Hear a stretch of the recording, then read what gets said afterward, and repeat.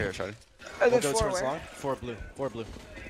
Hey guys, in this video we're going to be looking at the 2015 Cloud9 communications. They don't make these POV comms anymore. However, I think there's a lot of things that the pros do and say that you can use in your game that's going to benefit you so much. So with that, let's get started. Alright. 4 blue, we're going to go up 2 up short, 3 up long. Full rush the whole time.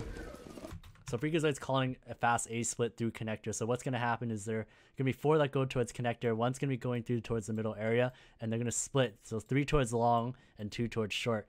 Now the key detail he says is that it's going to be a full rush. What that means is that there's not going to be any hesitation. They're completely committed to finding the fights and trading off the kills to be able to plant at the A bomb site. Take bomb. Full rush, guys. They push party. So Sean, he's able to spot that there's a player that's pushed up towards party. He's going to let his team know it's okay. There's one pushed up party.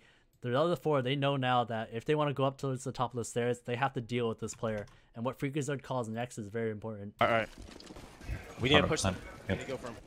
So Freakazoid just says, we're going to push them, we're going to go for them. This is important because he's keeping everybody on the same page, saying that we're still committed to the strat, we're still doing this tactic. There's many options that he could have decided to call instead. He could have decided to call, okay, we're going to go water instead. Or maybe we're going to fall back from here, maybe go monster. Or maybe we fall all the way back and go towards long A.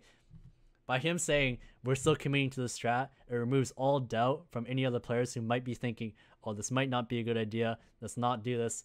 Freakazoid is just setting it straight, saying we're committing to this, we're not going to be doing anything else. Short. Let's try it. Dead. One more photo set.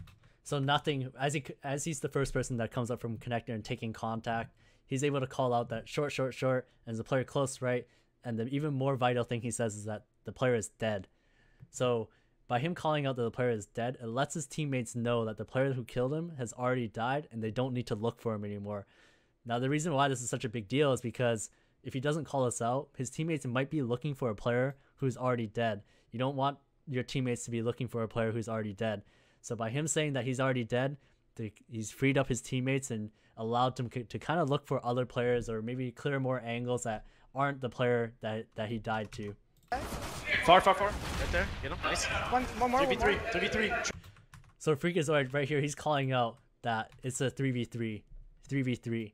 Now the reason why this is a big deal is because there's a rule of thumb in Counter-Strike where if it's an even man situation, you're free to either play passive or aggressive. However, if you're down a man, so let's just say it's 2v3, the rule of thumb is that you're supposed to play more aggressively if you're the 2 because you want to find a kill to kind of even it up to 2v2. And that's how you're going to win the round. If it's a 3v2, so if you're a man up, you want to play more passively. You kind of want to let the round fall into your hands. You want to just trade out all the kills, and you don't need to do anything too crazy. You want to put the pressure on them. It's up to the other team to make a move on you. Trade. Dead. 3v2. So once again, like I said, Freakazoid, he says 3v2. Acts kind of as a switch to the rest of the team, saying that okay, we're a man up, we don't need to do anything crazy, we can play a bit more passively, we can just trade out the rest of the kills. I'm holding flank. I'm coming out. Short. Flank. Bathroom. So Sean, he gets killed from behind, and he refers to it as flank. That's just a very fast way to refer to just behind you guys, behind where we just were. As they came up through the lane area, Pronax kind of just snuck up behind them through the bathroom area and killed Sean. So Sean, he just says flank as another way to just refer to he's behind us. 2. Bank. The other thing. With link. Oh, sorry. Behind you.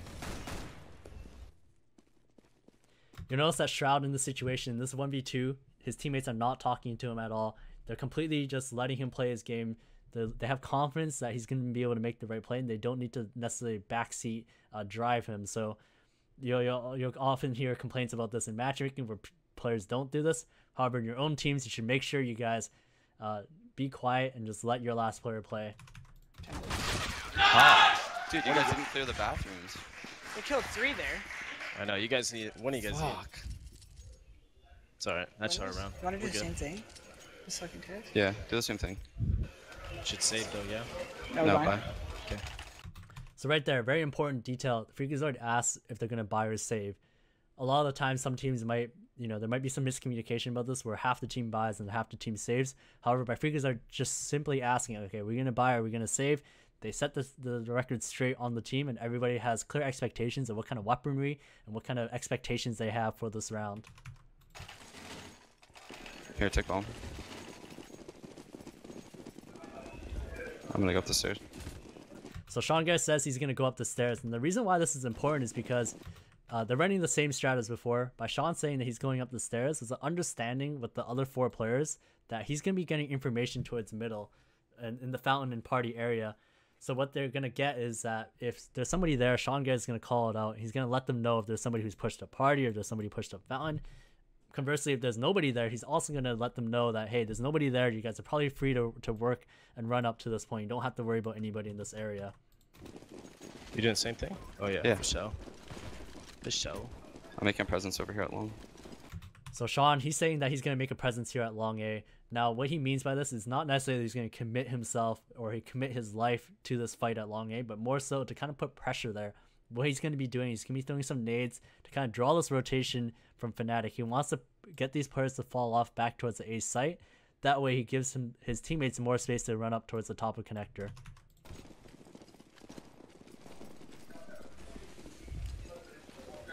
What do you want to do, Split? I can smoke truck. Scudo says that he can smoke jump up at this point. Now, this is important for an IGL because it really helps your IGL to tell him what kind of options he has available. So Scudo has a smoke. He tells him, okay, I can smoke jump up. What he really means by that is that if they decide to hit towards the A site, he can throw a smoke that lands right about here, which is where the jump up area is. The more information you can give your in-game leader and the more options you allow him to have, the better it is going to be for your team. Go towards long. Just wait. I'm gonna go here. I'm gonna go towards long. One's close planner. Shotty's right there. I'm gonna distract for him. Shotty, get ready to peek that. So Nothing and Shroud, they have a bit of a team play here. Nothing thinks that there's a player towards the planter, which is that spot right about there. And he wants Shroud to kind of peek after he just fires a few shots. So he's just saying, oh, I'm going to distract, peek off of it. He's just jump spotting, bang. I have a molly. Close left, clear. Close left, clear. Close left is clear. It's clear. Yo, I'm gonna molly the truck once we hit, okay? Sean Garrett says here that he's going to molly the truck once he hits. So there's a clear understanding of how this round is going to break down. So they're grouped up towards the A site. Sean's saying, I'm going to molly when we hit. So what this means for the rest of the players is that as they go in, there should be a smoke towards the jump up area that Scoodle said. There should be a Molotov from at the truck that Sean is saying that he's going to do. So as they go into the site, they'll know what utility they have and how to isolate the angles. I'm holding long Does right anyone now. have a smoke? No. Yes. One Oh, by bang. default, Smoke up bang, smoke up bang. You also notice that Sean, he's asking Shroud, or he's asking anybody, does anyone have a smoke? And Shroud says yes, he does. Sean tells him, okay, smoke off bank. So now the picture is clear for the rest of the team that when they take this A site, which is right about now, there's going to be a smoke towards bank, or there should be a smoke towards bank, there should be a smoke towards jump up, and there should be a Molotov towards the truck area. He's falling right now. Jump spotting bang. Oh, you have Can't smoke smoke it truck. Long's clean. Jump shooting the side. Spawn. Jump. I'm trying to Oh, try. I missed my smoke. Right here, Shroud says that he misses his smoke. This is good for him to tell his team. That way they know that they still have to worry about the bank angle. If you don't tell your team that you missed the smoke, they're just gonna run in and just see that bank isn't smoked, and they're just gonna die to somebody there. So it's important for you to let your team know if you've missed your smoke. Sight dead. Plant the smoke. One side still. In the smoke. Up spawn. I'm bank, I think. I'm watching bank for a sec. Hold on. One spawn hurt. Thank you. So once again, Shroud, he calls out where he killed that player. He kills a player towards bank. He says bank dead. So now Freakazoid, he knew that there was one player towards the jump up area and one player towards bank. And now that Shroud calls his kill, he has an understanding that, okay, this last player has to be spawn. Yeah, bank dead. Wait, Spawn, I spawn. got contact. Give us go. Freakazoid says here that he has contact, and the contact, for him to call that, it means that he's going to be watching both angles, or he's going to be the one taking contact with the enemy first. You'll see that Shroud plays accordingly. He's not peeking at all. He's waiting for Freakazoid to confirm that the player is coming out first. I'm flashing spawn. Chill. Unfortunately, just as Freakazoid throws that flash, that's when the player comes in. However, notice that Shroud, he says in. He doesn't say that he's by the truck. He doesn't say that he's, past dumps, or he doesn't say jump him. He just says that he's in. And the reason why he says that is because in these post-plant situations, there's a clear understanding of where the entrance should really be. So in this particular case, it's actually this line right here. So the entrance of bank and the entrance of jump up. So for Shroud to just say that he's in, Freakazoid already understands that, okay, he's past this point already. He's past this entrance. So he has to be, you know, inside where the site basically is. Oh. Yeah! There we go, boys! Nice shot. Good shit. No boys. respect him or what? Let me go scout A, and can you guys like all wait B? Jordan, can you spot the tunnel, and then you guys just wait, okay? So Sean, he's saying that he wants to scout A and the rest of the players will wait towards B. So when he says scout, he doesn't literally mean that he's going to buy a scout and start scouting people A. He's simply trying to find information. So when he's going to be scouting A, the goal of what he's doing is he's trying to find out where the stacks are. Back in this money meta, in the third round, it's most likely a USP save. So what he wants to do is he wants to see if fnatic, if they're going to be doing any type of stack towards long A, towards middle, or any kind of aggressive play to kind of prompt his team to tell him when they should hit towards B. So the real goal is that if he spots a stack towards A, he's going to tell his team, okay, go towards B. If he doesn't see anything at A, he's going to tell his team to come back. If he sees some players, he wants to draw the rotation from B back to A. That way his teammates have an easier time taking B. Oh, I have a scout. Fuck. Yeah. Oh, I should have given it to me. But Let me go scout A. Just get ready to walk through B. Let Jordan like Take the bomb, guys. well, let me hold long tunnel on this scout, anyways. Okay. Bomb right. Hold my close. Right here, Scoodle says to hold my close. The reason why he says this is because there's an understanding that he's holding the far angle. The close angle that he's referring to is actually this short pipe area. He's telling his teammates, hey, I got the long angle, I got monster angle. You guys need to just watch the short angle because I'm not going to be watching it. And that kind of communication is really good between teammates to let them know what people are watching or what people should be watching. They're gonna rebot, by the way. You want to creep out long? Or are we just letting you scout? Sean, are we creeping? I'm going up. Yeah, creep now. Sacking. When he says creeping, they refer to the fact that that he's telling the rest of his team to kind of just walk out from the B monster area. He wants them to kind of just walk out, clear as many angles as they can, clear it methodically. Don't necessarily use nades, but just kind of just pack together and just make sure that they don't make too much noise and just clear everything together. B. They like stacking B, bro. No, they stacked A in every demo. That's what I'm saying. Okay. Check it out. We're close. We're about to peek. Flashing right. Squirrel says that he's going to be flashing right. This is a key detail because Shroud, Nothing, and Freakazoid, you can see that they're all still looking towards the left. They know that by the flash coming towards the right side, they don't have to turn away from this. They can just still continue to be focused on clearing the B bomb site. Now the thing is that if Squirrel didn't call where he was flashing, there's a very good chance that Shroud, Nothing, and Freakazoid, they'd all turn away because they don't actually know where the flash is coming from. They don't want to be in a spot where they get blinded by their teammate's flash. Hit. One graffiti. Graffiti, nading him. Hit dead. Graffiti. Flashing graffiti. Okay, bro. Get out. Oh, Notice how Cloud9, they're calling out their nades. They're saying, okay, I'm nading graffiti, I'm flashing graffiti. It's very important to let your team know what kind of utility you're using and at what time. That way they can kind of play off of it. He's right there. Nice. Sandbag clear. Sandbag clear. Right here, Could be Sean big. Garris. Right here, Sean Garris calls that sandbag is clear.